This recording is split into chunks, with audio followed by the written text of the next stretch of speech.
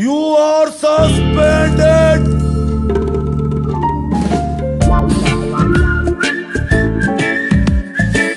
Suspend ಆಗಿರೋ 6 ಜನ ನೀವೇನಾ?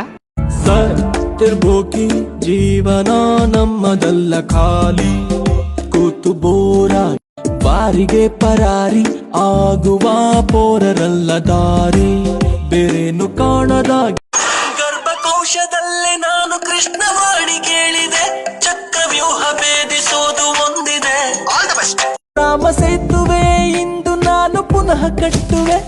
ಮಚ್ಚ ನೀರೇ ಇಲ್ವಲ್ಲ, ಸೇತುವೆ ಕಟ್ಟಕ್ ನೀರ್ ಹಾಕೋಬೇಕು. ಬ್ಯೂಟಿಫುಲ್.